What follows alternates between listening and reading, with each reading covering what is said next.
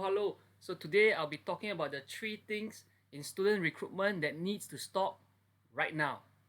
So at number one, what we have is recommending a postgraduate degree to aid a job switch without a discussion on career planning. So the issue I have with this is one of the, it's one of the go-to tactics of student recruitment. It's the same used for undergraduates as well. But the difference really for postgraduates is they're often already working and studying part-time while working full-time. Most likely they're also paying for the tuition fees out of their own pockets. Now imagine this. Someone with zero job experience in your industry applies for a managerial job uh, just on the basis of having a postgraduate degree. This person has no tangible proof that they can do the job, essentially having no track record of success at all in your industry and in that specific role. Will you trust them or will you even hire them? It's quite unlikely. Um, it's the same reason that people have doubts about hiring fresh graduates who only have a degree but no work experience. Let's assume they didn't do an internship, right? So you have a degree but no experience in the specific industry or that role. So imagine someone with a postgraduate degree trying to switch jobs. They have the degree, they may have work experience in other industries, other roles, but not in the role that you're hiring for, or even not even in the industry you're hiring for.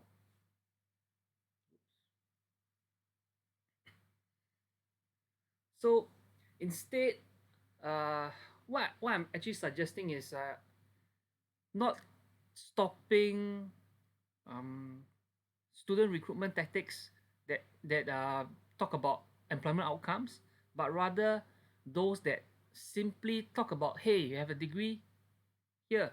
It's a way to change job. So let's say you're working in hospitality right now. You want to go to marketing. Just do a Masters of Science in Communication or Masters of Marketing. Then you can get a job in marketing if you just switch just on the basis of having that postgraduate degree. So instead, what I'm really suggesting is student recruitment professionals actually have to work with students or the prospective students to identify clear goals with a focus on developing both a short-term and long-term plan on what they expect to get out of the postgraduate degree. So how this helps is the prospective student actually can identify if the long-term commitment is worth it. So one of the examples I want to give is from my current line of work is we get many callers calling in trying to do a mid-career switch to psychology. So where I work, James Cook University, we have a master's program that meets the education requirements for registration as a psychologist in Singapore. But sometimes these people don't realize that it might take them up to 8 years to fully make the switch or complete the study. That's just the study portion. Assuming they meet all the requirements at each level and get to progress. So it's quite a huge risk. Can you imagine they finish the undergraduate program and they don't even make it to the master's program because they didn't meet the entry requirements? Let's say their GPA wasn't high enough in the undergraduate to go to the honors, or they went to the honors program, then they didn't do too well because they were still juggling work. So they may have put in about 6 years of time into the studies with the aim of making this job switch, but then because life happens sometimes, they can't make the switch. So some of the people who call in are aware of this, or we make them aware really, and they still decide to go ahead. And that's totally fine. I mean, it's their decision in the end, but they need to make the decision with all the information. On the other hand, when some people realize, say they've been working in say marketing for 15 years, they want to switch lines because they're sick and tired of writing copy or churning out marketing campaigns all day, and they want to go into psychology where they can actually feel like they're helping people rather than trying to use psychological techniques to con people into buying more shit that they don't need. So when they realize that it takes so long and there's almost no guarantee, well, come to think of it, no one can guarantee well no one can guarantee something over such a long timeline as well. um, Most of them end up re-evaluating their options and deciding not to take up the program at all. But like I said again, it's important to know that this is their decision, it's their choice, but they need to have all the information before they make it. Something else I actually really suggest that people or prospective students do is, instead of thinking that, or it's a very vocational way of thinking. It's quite interesting how that we don't really give that much value to vocational education in the past. Things are changing recently, but we think that taking a marketing degree can postgraduate degree can help you switch jobs to say marketing. Taking a psychology postgraduate degree can help you switch into the field of psychology. Well, what I'm actually hoping that most prospective students will do is to uh, well gain some context in the proposed field that they plan to enter. So, for example, if you plan on entering psychology, go on LinkedIn. Uh, talk to people, identify some key players in the industry, talk to them. Okay, then just casually chat them up on LinkedIn. Just message them and ask, say that you're interested in switching jobs, making a mid career switch. Uh, ask them for some advice. You know, of course, not everyone will reply because they don't even know whether you are a real person or not. You could be some imposter on LinkedIn, but those people that do might give you some insight. And when you actually decide to make a switch while you're in the program, I really suggest reaching out to the industry again to network, get an internship or two, because no, it's not only just about the specific industry they're looking to switch to. You're also looking for specific jobs in the industry, right? So by speaking to the people in the industry and expanding your network, you can ask them about what the job entails and the potential opportunities in the different companies within the industry. I mean, some industries, say, let's use a marketing example. Some industries may be more focused on demand generation, getting leads non-stop. So it's more, to put it bluntly, more salesy, a bit more hard sell. They want speed, they want to churn out leads non-stop. Others may be more focused on content marketing. So it's going to be quite different. You can still say it's marketing, but two sides of the same coin, I guess. So next, we have the second thing we need to stop is paying student recruiters on a commission scheme. Okay, this one might be a bit a touchy. So one of the reasons I'm mentioning this is and I'm not say and maybe a disclaimer. I'm not saying that all salespeople on the commission scheme are unscrupulous. Okay, but opens up a can of worms, right? People start to be, you tend to attract a certain kind of people to this kind of jobs. They are a little bit more interested in the commissions, and there's a lot of temptation, I guess. Of course, the word of mouth is still very important, referrals and stuff for salespeople. So they probably don't want to burn their bridges and just sign up a student and then dump them. But in my first job, I was on such a scheme. So I was drawing a very low basic pay.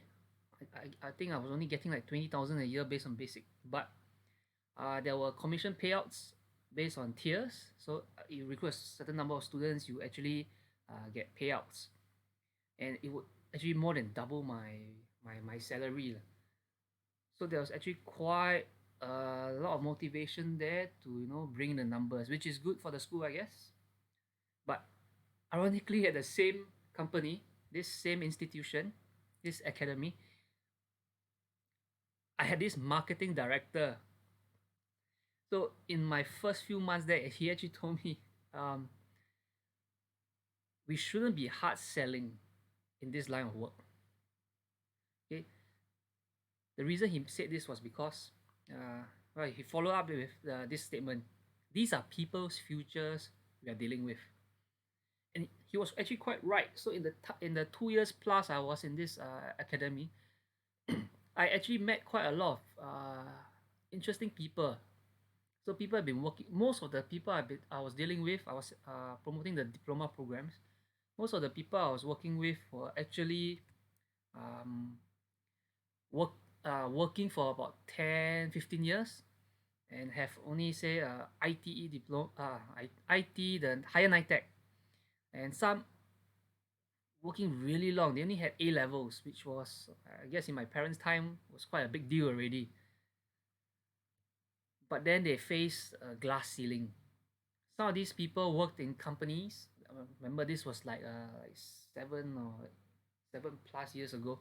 These people work in companies with HR policies that stated that they couldn't get promoted because they didn't at least have a diploma.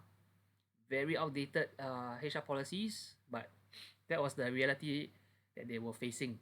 So they were just looking for diploma to, meet the requirements so that the company could promote them. So some of the stories, these uh, some of my ex students were telling me that they are here looking for a program because they they were told that they met all the requirements, the job experience, the qualities to get promoted, but they couldn't get promoted just because they didn't have a diploma.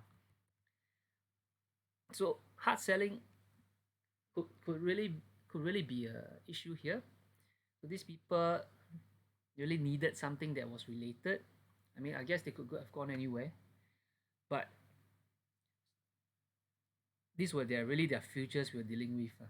So can you imagine trying to hard sell a program to someone just to hit your numbers for the commission, and then when they came out, they realized, oh no, the HR didn't recognize the program. Yep. So my suggestion here is actually to move for the industry as a whole is to move from push to pull marketing, more of demand generation rather than just pushing your program out, interrupting people, coming up with all the ads that and this aggressive sales teams, right, to pick up all the phone calls and then try to close every lead where they'll start fighting with each other. I mean, I've had experiences where you actually see really aggressive people within the same team trying to close the sale, and then they'll fight over the numbers. So I would say for the industry, having student recruiters on a commission scheme would really drive sales numbers, no doubt. Everyone's just pushing to close the sale, but it may not be the most appropriate for education, right? But that's just my 2 cents. Feel free to disagree. So the third thing that I think really needs to stop in student recruitment is suggesting that learning only takes place in a formal setting. So if you've been following the news recently and all that, there'll be another bound or another tranche of SkillsFuture credits being distributed out. I think it's in October. And one of the common things you see is on this social media is ads promoting lifelong learning. Seems all right so far, but what you notice about the messaging is these ads is that um, they're suggesting that learning can only be achieved through formal learning, right? It's like saying the only way to learn is in a school, but informal learning is just as valid despite not having a structured curriculum. So, for example, maybe I just define informal learning quickly. It's like learning without proper fixed structured curriculums. So for example, if you read a book, and then you see a word you never seen before, you just don't understand. You could just Google the meaning of the word, or if you like me, you read books through the NLB app using Overdrive. You can just highlight the word and click tap on define, then the meaning and definition will come out. Even lets you link to Wikipedia. So that's informal learning. But when it comes to the workplace, it still works as well. So for example, in the workplace, there's informal learning in the form of coaching or mentoring. So new staff comes along, usually there's a buddy system, right? So there'll be a buddy showing them the ropes, uh, how to use your office systems. For example, if you have a customer relationship management tool like Salesforce, you teach them how to log in, how to create a new lead. If, for example, you're working in finance and accounting, maybe you're using Excel, then you show this new hire, hey, this is how we do it here. Maybe you've used Excel before in your previous company, but we have a different format and template here. Or maybe it's not even Excel, your company uses a cloud-based solution like Zero, for example. So this like coaching and mentoring is actually informal learning. Another way is really what companies can do is like job rotation. So you have someone in customer service, then or someone working in the back end. You can have them swap their jobs so they learn the pains that each department faces, and then they become able to synergize better. Could be even uh, something as simple as participating in an online forum. So let's say, for example, the stock market is tanking right now. You go on an online forum, then people are starting to share about their investment strategies, their entry price to when they want to buy a certain stock. Then as you participate in the forum, you can ask questions. That's informal learning as well. You realize that, okay, so this is how people decide when to buy a certain stock. Uh, when they decide to sell, or more importantly, when they decide to sell. Or you could just casually walk into the library when they have a talk, and then learn on the go. So these are the three things I think. So these are the three things I think uh, that really need to stop in student recruitment right now. So it's the recommending postgraduate degrees to aid job switch without having the career discussion, which I think that's really really important, because I see it all the time, especially at fairs, and it doesn't matter whether it's a private education institute or one of those autonomous universities. It's probably just because it's the easiest way to sell a course. So the next one will be paying student recruiters on a commission scheme. That's up for debate. Feel free to share your feelings, thoughts in the comments. And the last one, which I feel is really very annoying, especially for someone who thinks that we should always. I mean, higher education, formal learning is still great. It's because it's structured and might be more efficient, but we shouldn't totally dismiss informal learning. I mean, it's still an essential part. So it should be a mix of formal and informal learning, and coming out with this messaging like the only way to learn how to make a video on say your mobile phone is through a formal course. Come on, nah. You can learn all these things on YouTube as well. There's really no need to go for a formal course. Um, I guess what I'm trying to drive at here is, once again, is the decision of the learner. So give them the information. Let them know that perhaps if you learn how to make a video on your how to use your phone to make a video, watching a YouTube video, it may be inefficient because the information might be in bits and pieces all over the place. You might have to compile and curate a bunch of videos and then watch it in the specific order so that you can actually scaffold yourself and really learn how to do it. Whereas if they go for a particular course, then they don't have to actually uh, figure out for themselves, is this the right video? Is it providing reasonable and sound content?